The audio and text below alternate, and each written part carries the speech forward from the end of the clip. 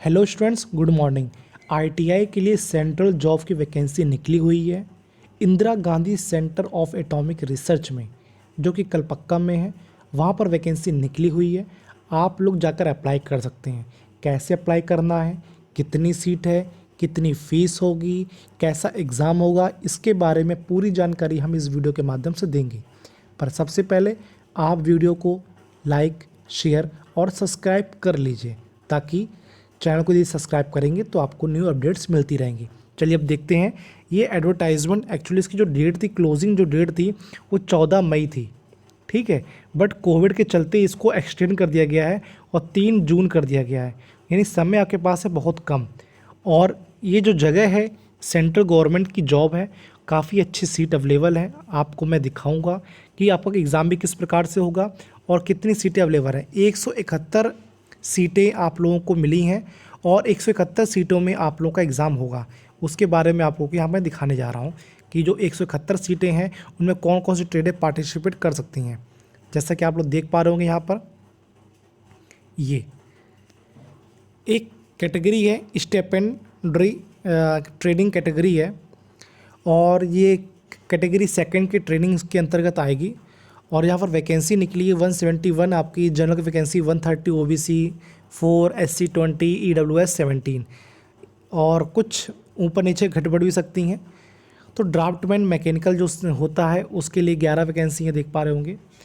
आपके 10th में 60% marks होने चाहिए और ITI का सर्टिफिकेट होना चाहिए कम से कम, नॉट लेस देन 2 ईयर्स। जो 1 ईयर कोर्स होते हैं वो अप्लाई नहीं कर सकते हैं, जो 2 ईयर के कोर्स होते हैं वही अप्लाई कर सकते हैं।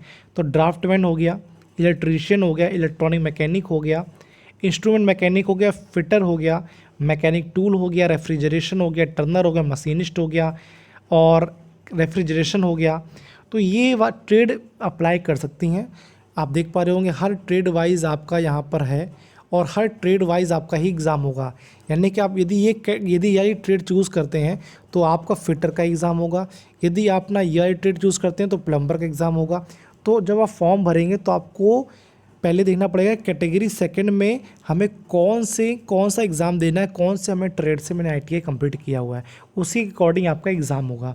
तो सबसे पहले तो हाई स्कूल में 60% मार्क्स होने चाहिए और ITI में जो भी मार्क्स होंगे आप उसको भर सकते हैं। देखिए वेल्डर के लिए भी है, ठीक है, मैंने कि जो गैस एंड इलेक्ट्रिक होते हैं, प्लम्बर हो गया, मैंसन हो गया, कारपेंटर हो गया, तो उससे रिलेवेंट जो भी चीज़ें हैं वो भर सकते हैं। और देखिए यहाँ पर कुछ सीटें हैं लैब असिस्टेंट की, उसके लिए मिनिमम 60% है हाई स्कूल में with physics, chemistry and mathematics, यानी ये 3 सब्जेक्ट हैं, मिनिमम 60%। तो आप लोग यहाँ भी लैब असिस्टेंट में हायर सेकेंडरी स्कूल, ठीक है ना, में आप लोग अप्लाई कर सकते हैं। इसकी वैकेंसी देखिए यहाँ पर है।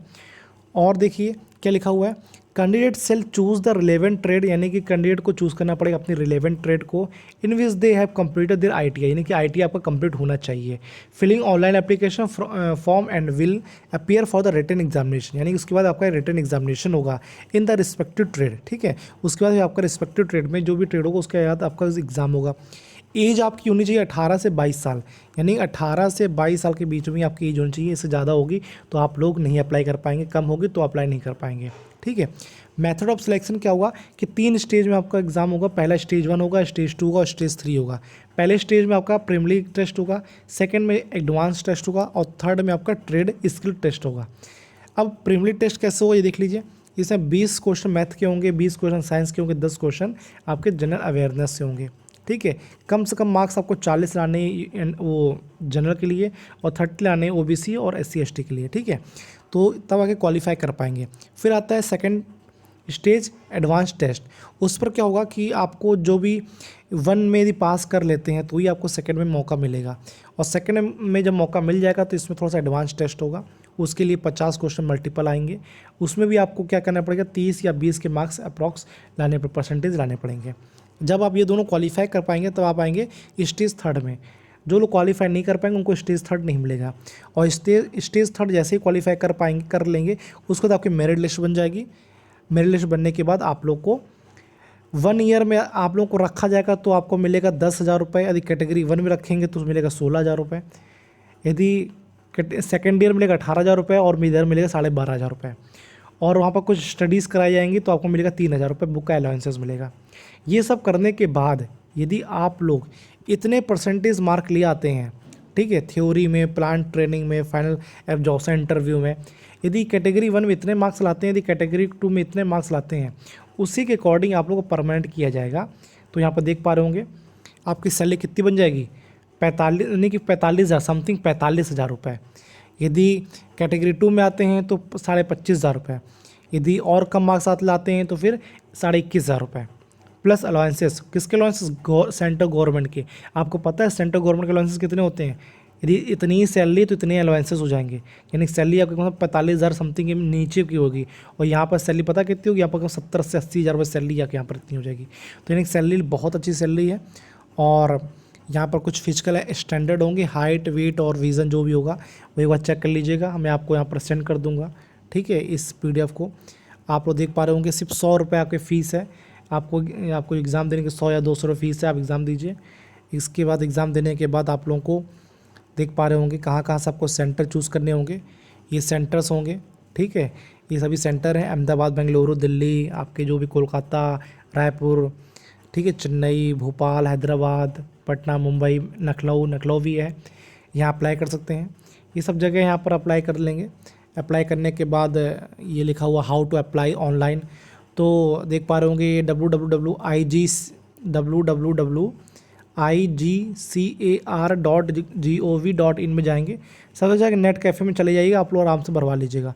क्या करना? IGCAR, ठीक है, इंदिरा गांधी, ठीक है।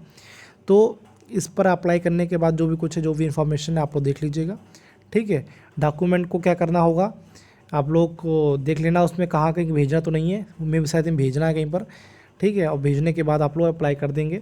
अप्लाई कर लीजिए, मे भी आपको भेजना हो, ठीक है, 10 से पहले बता रहे हैं भेजना है, 10 जून के पहले आपको जो भी डॉक्यूमेंट, आपका जो एप्लीकेशन फॉर्म होगा उसको भेजना होगा, ठीक है, इनके पते पर, ठीक है। तो आप देख लीजिएगा, यहाँ पर कई सारे पते दिए गए होंगे। तो ये अप्लाई करने के बाद कोई दिक्कत होती है तो मुझे ज़रूर बताइएगा, और मैं आपकी हेल्प जरूर करूँगा। देख पा रहे होंगे यहाँ पर एक एड्रेस दिया गया है, ठीक है, यहाँ पर एड्रेस दिया गया है, ठीक है। तो एड्रेस में स्पीड पोस्ट करना है, ठीक है। तो ये आपका एड्रेस है, इसी में आपको स्पीड पोस्ट कर देना होगा, ठीक है। तो मैं उम्मीद करता हूँ आपको वीडियो पसंद आएगा। यदि वीडियो पसंद आए तो लाइक, शेयर और सब्सक्राइब जरूर करें। सब्सक्राइब जरूर करें, अदरवाइज़ आपको कोई भी अपडेट नहीं पाएगी। बेल आइकन घंटा होता है, ठीक है, उसको भी बजाइए ताकि आपको इन्फॉर्मेशन मिलती रहे। तब तक के लिए जय हिंद, जय भारत।